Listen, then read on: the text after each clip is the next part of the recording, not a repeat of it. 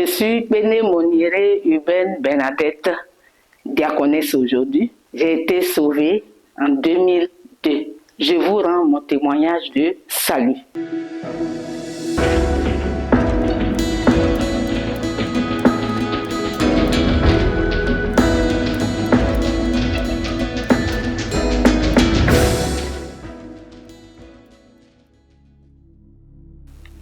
J'ai été sauvée en 2002.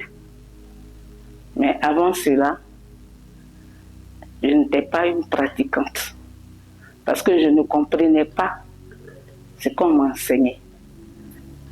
Et depuis ce temps, je ne sais pas. Parce que je ne sais pas, je ne peux pas dire que je ne veux pas croire.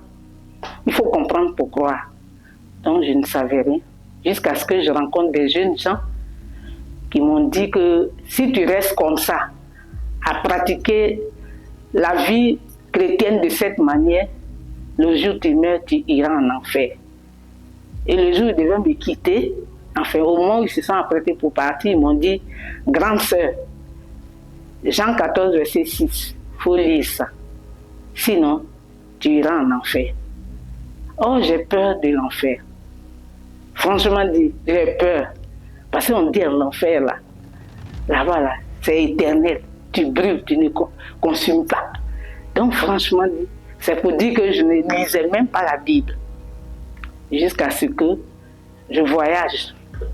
Et arrivé en Italie, franchement dit, j'ai rencontré quelqu'un qui avait une grosse Bible.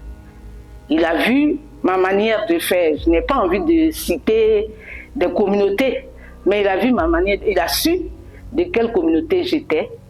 Et ainsi, il m'a abordé. Il me parlait en anglais, mais comme mon anglais n'était pas soutenu, il a constaté, il m'a demandé de quel pays j'étais. Je lui ai dit de la Côte d'Ivoire. Oh, il parlait bien français. Et il m'a dit que quand il a lu la Bible, de Genèse jusqu'à Apocalypse, on doit être juste. Il dit, ah bon? Mais je n'ai jamais lu, jamais lu de Bible. En temps, j'avais 5 Bibles. Mais quand je prends une Bible, c'est pour dormir. Je dis que je ne comprends pas. Je commence à lire 2 versets, 3 versets, sommeil arrive. Le monsieur m'a dit, il faut lire Acte 2, verset 47. Je ne lis pas. Et je suis revenu de mon voyage. J'étais allé en vacances. Quand je suis revenu, je suis resté là. Dimanche, je regarde l'émission de Massi Domingo. Je regarde l'église méthodiste et puis l'église catholique. Et puis ma journée est finie comme ça. Mais un jour, je me suis assise, je dis, mais Dieu existe. Mais pourquoi quand on va dans les églises, on nous dit, demandez pardon pour vos péchés? Pourtant, on apprend que Jésus-Christ est venu sur la terre pour sauver le peuple de ses péchés, son peuple de ses péchés. Et puis on nous dit de demander pardon pour nos péchés. Mais je me demande maintenant de quel péché il s'agit. Quel péché que Jésus est venu effacer et quel péché pour lequel nous devons demander pardon. Franchement dit, ça me fatiguait. Je souffrais dans mon cœur. Et puis, on dit de tailler aussi les démons. On ne les voit pas. Je suis en train de tailler le démon. Et s'il lui passe derrière moi, il tape à ma nuque, je peux mourir. Puis c'est une lutte, c'est un combat.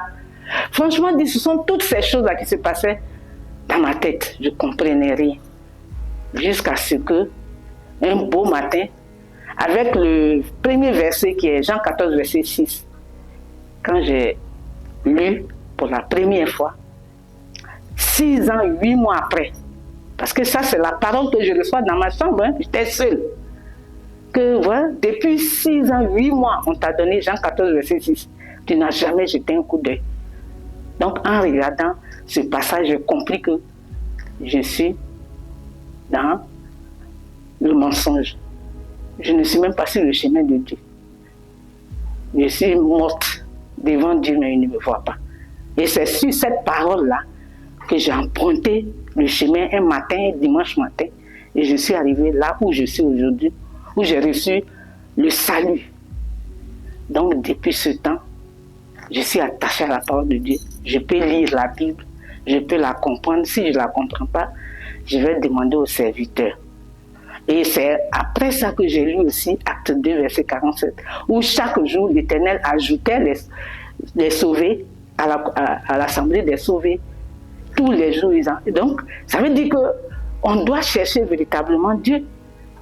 Dans mon cœur, j'ai souffert, mais j'ai retrouvé. C'est un grand trésor que j'ai trouvé. Parce que après ce salut-là, je ne vois pas ce qui est important pour moi.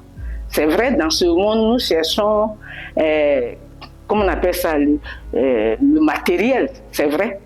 Mais moi, pour moi, ce n'est pas important. Le plus important, c'est ce que j'ai reçu comme trésor. Et aller au paradis, c'est ce qui est ma préoccupation. C'est ce que je cherchais, que j'ai trouvé dans la bonne nouvelle de la grâce.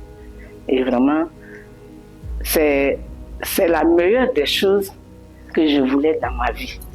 À cause de ça, je n'ai pas beaucoup fréquenté les églises, mais j'ai eu la grâce qu'en 2002, j'ai découvert cette communauté qui m'a parlé de la justice de Dieu. On doit être juste saint, parfait comme Dieu. Hein? Quand j'ai su ça, ce jour-là, la joie qui rentre. Je suis allée à 10 heures. Et quand j'ai été la seule personne nouvelle, quand j'ai été reçue, j'ai quitté l'église à minuit. Parce que quand il m'a prêché le péché, j'ai dit, je veux savoir la suite.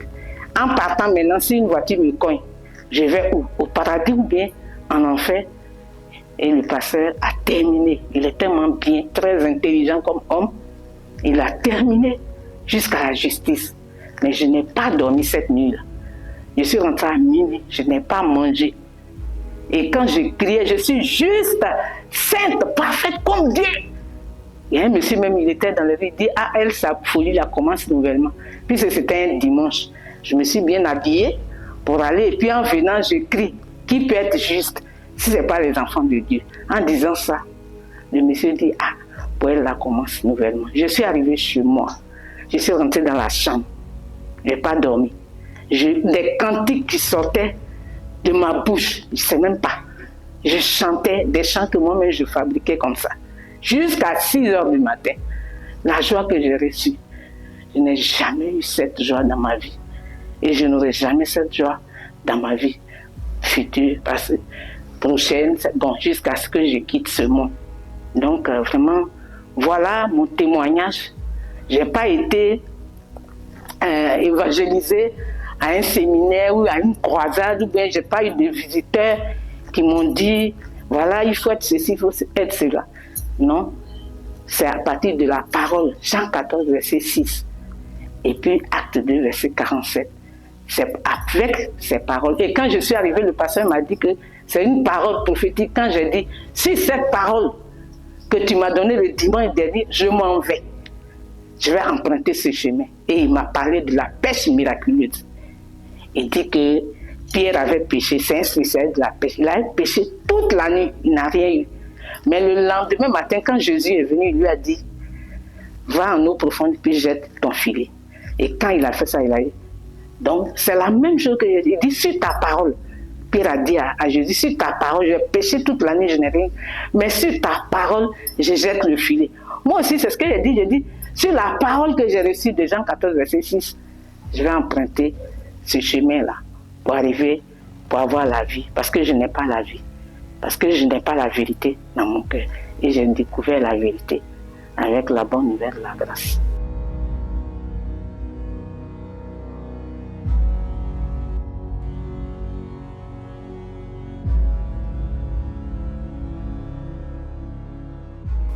On vous dit de demander pardon en un point fini pour votre péché. De tailler les démons qu'on ne voit même pas. En tout cas, des pratiques bizarres que nous ne savons pas. Pourquoi? Parce que nous ne lisons pas la Bible. Mais il y a la solution pour arrêter de demander pardon pour les péchés. Il y a la solution dans la Bible. Il y a la possibilité d'être juste, saint, parfait comme Dieu. Ça existe. Mais si vous êtes dans le besoin, vous cherchez, en tout cas, il y a une solution qui est là. Venez écouter l'évangile, la bonne nouvelle, et vous allez comprendre que le salut qui donne la paix, parce que c'est pas, on n'est pas triste, on est là le matin, on se réveille pour rien, on est triste. Pourquoi? Parce qu'il n'y a pas la paix dans notre cœur. S'il y a la paix dans le cœur, on peut vivre heureux. Donc vraiment, je vous invite à venir écouter les séminaires de la bonne nouvelle de la grâce et vous allez voir que la paix que j'ai reçue, vous allez recevoir aussi cette paix.